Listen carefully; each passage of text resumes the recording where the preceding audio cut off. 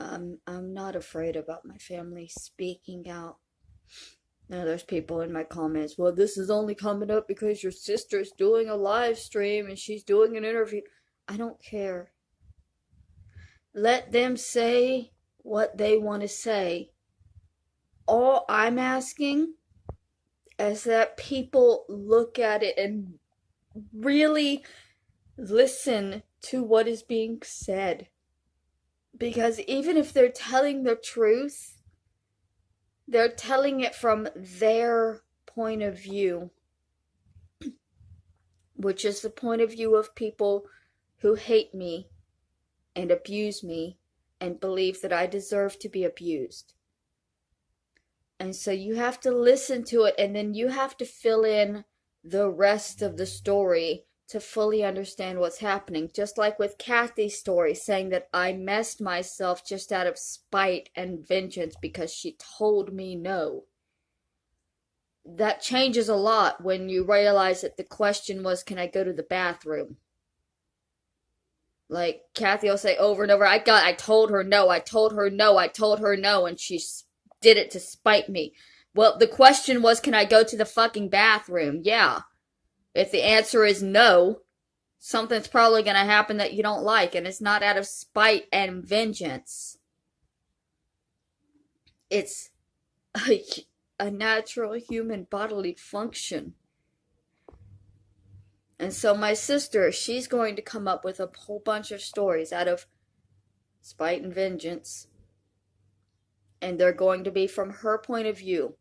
From the point of view of an abused child who does not even understand that she was abused. Because my sisters don't seem to, they don't believe that our parents were abusive. They don't understand.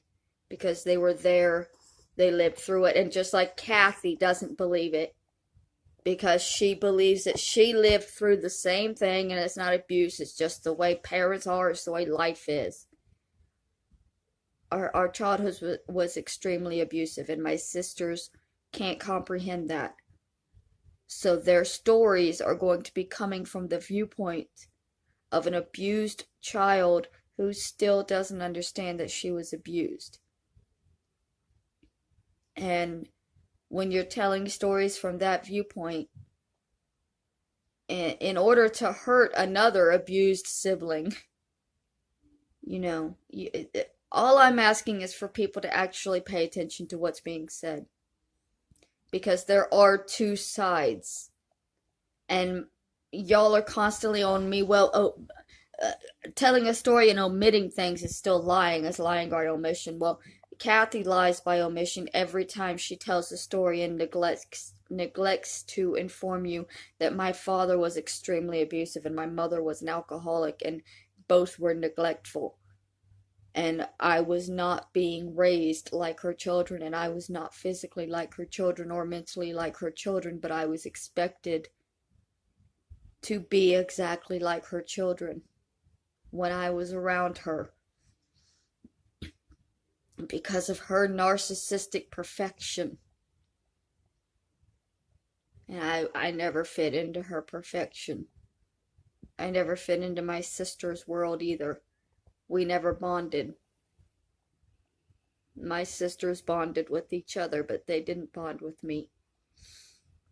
So whatever it is that my younger sister comes out and says, just take it with the mindset that it is coming from an angry woman who was heavily abused as a child and doesn't understand, and is putting much of the blame on her older sister, who was also heavily abused but taken away multiple times by grandparents.